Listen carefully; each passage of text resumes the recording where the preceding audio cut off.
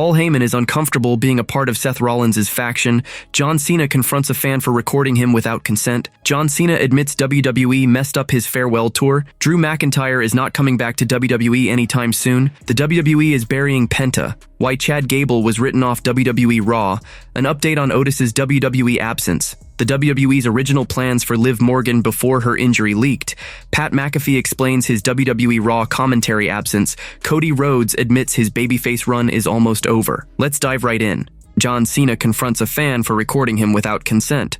John Cena, known for his kind heart, expects the same respect he gives others. So it was no shock when he called out a fan for filming him without permission at Fanatics Fest. A TikTok user posted a video showing himself snapping a photo with Cena, but then he trailed Cena, recording him without asking. Cena, clearly bothered, faced the fan and spoke firmly about his values. "I'm a big fan of consent. So if you would like to take a video, I'm a big fan of consent." The fan said sorry and backed off as Cena walked away. But in a surprising twist, Cena returned to the fan, offering an apology of his own for stepping away. He explained he felt caught off guard. "I'm sorry for walking away from you. Just take a deep breath, and I feel like I'm in a tough situation." The fan apologized again, and Cena, showing his big heart, acknowledged the wild energy of the event and offered to make things right. "I just know it's kind of chaos back here. I'll give you whatever you want. As long as you ask, I appreciate you." The video ended with a heartwarming moment as Kevin Hart showed up, and Cena gave him a big hug. This whole scene proves how much consent matters. No one,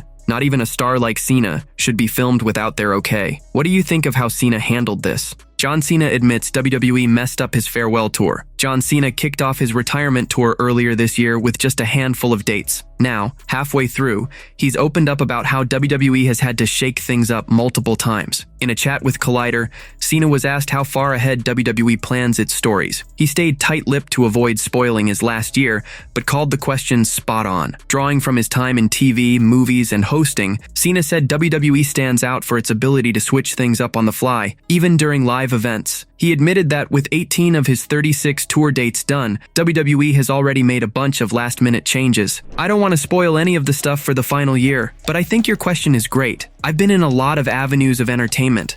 I've read the morning news, I've hosted award shows, I've had slime poured all over me. I've done episodic television. I've been able to be on screen. I've been able to be on your phone. And I've been in arena life. There is no more adaptable form of storytelling than WWE. WWE can change a story as it happens live. You're seeing so far over the farewell tour dates, the 18th of 36 so far, we've made a ton of pivots. A ton of pivots right there in the moment." Cena shared that as he heads into the final 6 months of his career, more changes are coming based on how the crowd reacts. He believes fans will shape the path forward. The undisputed WWE champion urged everyone to speak up now if they want their voices heard. He's thrilled about what's next and thinks it's an exciting time for fans. Cena also gave props to WWE for planning ahead, while still being able to shift gears fast when needed, calling it one of their biggest strengths. As we get close to the end of this thing, what dictates those pivots is the audience, and I think the audience will begin to feel differently, because now we are truly coming to the end. So, if you ever had a voice to use,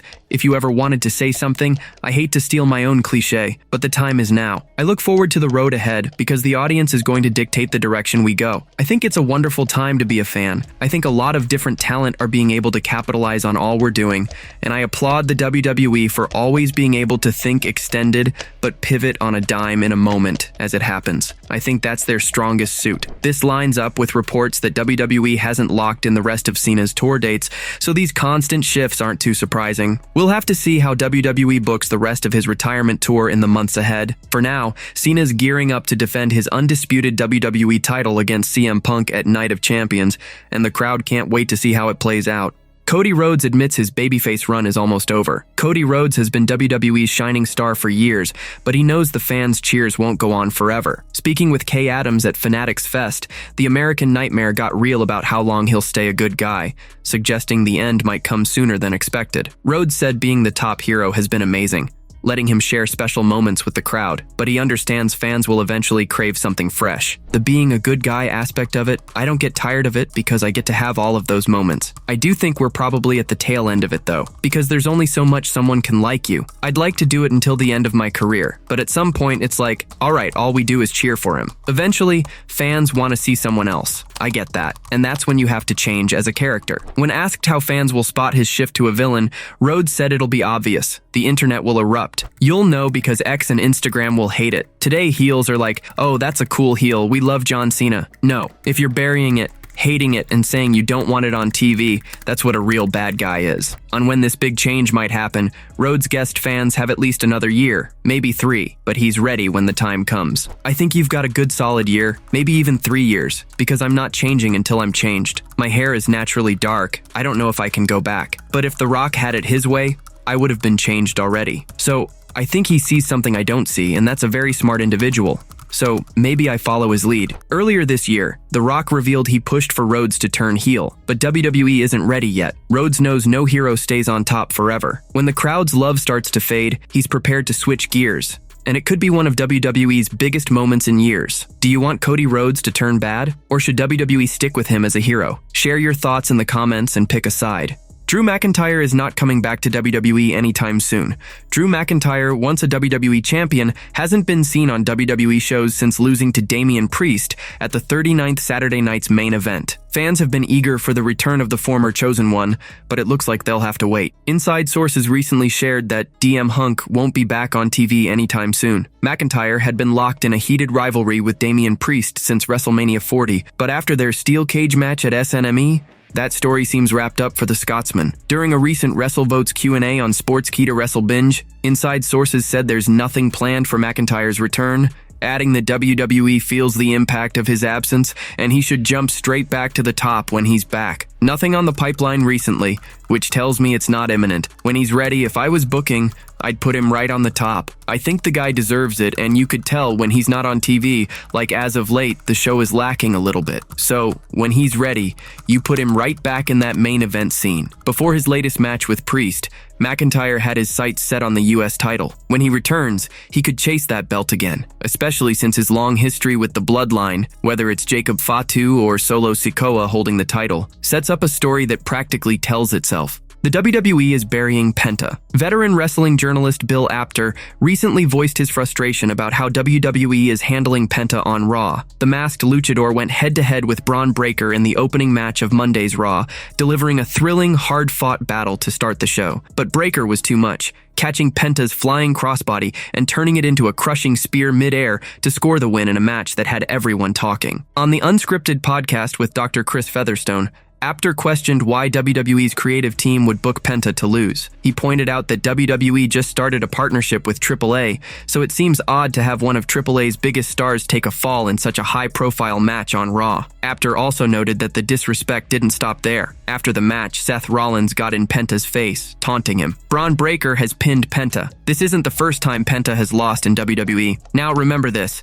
WWE just had the Worlds Collide show, and they had an agreement with AAA. I would think if I was WWE, I'm not going to mess around and take my main AAA front guy right now and have him pinned, no matter who he is, even if it is Seth Rollins. And then to add insult to injury, after he loses, Seth Rollins gets in his face and says, "You can try me next, but you don't have to." Who would think that if Braun Breaker has already beaten Penta, Seth Rollins can't do it? This defeat has slowed Penta's rise on Raw. He's been dropping key matches lately, and it's tough to see where he goes from here. It'll be worth watching how he fights back on the red brand. Why Chad Gable was written off WWE Raw. A fresh report from Bodyslam.net's The Masked Jay, Cody Rhodes, and Corey Hayes reveals that the recent angle on Monday Night Raw involving Chad Gable and Penta wasn't just drama. It was a way to write Gable off TV due to a real injury. The report says Gable is dealing with an undisclosed injury serious enough to change WWE's creative plans. The attack by Penta was used to either fully remove Gable from Raw or cut back his appearances while he heals. Right now, there's no clear word on what the injury is or how long he'll be out. It's also unknown if he'll work limited dates backstage or stay away completely during recovery. This comes at a tough time, as Gable has been a steady force on Raw lately. He's fully embraced his villain role, guiding the Creed brothers and Ivy Nile as their coach, while clashing with big names like Sami Zayn over the Intercontinental Championship. Gable's absence is sure to stir things up, especially with his faction gaining steam. It'll be interesting to see how WWE covers his absence on Raw in the coming weeks. Are you shocked by Gable being written off like this? Do you think it'll mess with his current storyline? An update on Otis's WWE absence. Otis, a WWE fan favorite, is known for his lovable, big-hearted persona as part of Alpha Academy, making him the perfect good guy to root for against any villain. Recently, Rusev, back in WWE, targeted Alpha Academy and attacked Otis after his match against Chad Gable's former top ally. Otis hasn't appeared on TV for weeks, and inside sources provided an update on the former Heavy Machinery star during the latest WrestleVotes Q&A on Sportskeeda Wrestle Binge. They revealed that Otis isn't currently available for weekly WWE shows. WWE keeps an internal list of talent ready for storylines and TV appearances, but Otis's name isn't on it right now, though the exact reason remains unclear. Yeah, Joe, I believe he's out of action. Don't know if it's an injury or personal reasons. You know, we speak about this roster that shows up. Otis is currently not on the roster, which means they're not available. For whatever reason, personal or injury, I don't know, I don't want to speculate. However, they're just not available for weekly TV at the moment. Otis joined Alpha Academy in 2020 under Chad Gable's guidance and has since grown into the group's leader. The faction seems to have recently brought in Natalya as a mentor for Maxine Dupree and Akira Tozawa. It's uncertain when Otis will return, but his absence leaves a big gap in Alpha Academy's story. The WWE's original plans for Liv Morgan before her injury leaked. Liv Morgan's dislocated shoulder from the June 16th episode of Monday Night Raw threw a wrench into WWE's plans. According to Corey Hayes of Bodyslam.net, Morgan was lined up for a major Women's World Championship match against Sky at Night of Champions on June 28th. This fit perfectly with their ongoing rivalry, which had been heating up for weeks. Even on that fateful June 16th Raw, Morgan and the Genius of the Sky had a tense face-off. As we've reported before, Morgan was set to be a key player in several storylines heading into the summer, but her injury forced WWE to scramble and rewrite everything. Injuries are a tough part of wrestling, and Morgan's absence has left a noticeable hole in WWE's current scene. With her expected to be sidelined for several months, it's unclear how things will shift when she returns, though fans are eagerly hoping it's sooner rather than later. Do you think Liv Morgan could have beaten Sky at Night of Champions? Pat McAfee explains his WWE Raw commentary absence. Viewers watching Raw lately might have noticed Pat McAfee missing from the commentary table. The former NFL star recently cleared the air about why he's been absent, explaining he's taking some time to recharge. On Monday's episode of The Pat McAfee Show, the Smack Talk host shared that he's still away from Raw, focusing on catching up with his personal life. I will not be commentating, continuing to catch up on life as a whole. Post Money in the Bank. Pre-Night of Champions. Feels like a good time. I was getting pretty exhausted there. Shout out to everybody in WWE looking out for me too. Very thankful, McAfee explained. Despite stepping back, McAfee has kept busy with his daily show, while Wade Barrett and Corey Graves have taken over Raw's commentary. He made it clear there's no bad blood with WWE, just a need to ease the burnout from his packed schedule. For now, McAfee's prioritizing life outside wrestling, with no set date for his full-time return. Do you think Raw needs Pat McAfee back on the mic, or are Barrett and Graves doing a solid job?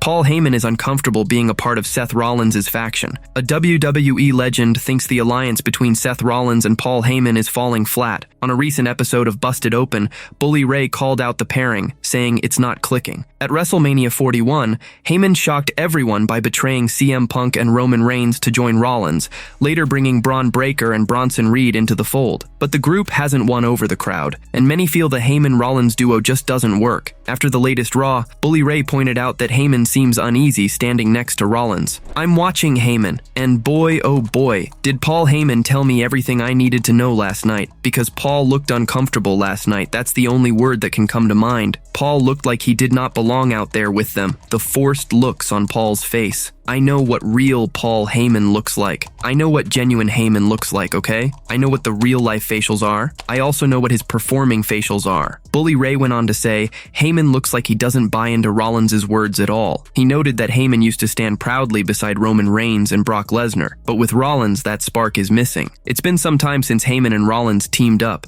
and their fans are hoping they'll take over Raw, pushing Breaker and Reed into the main event spotlight. But for now, the partnership feels off.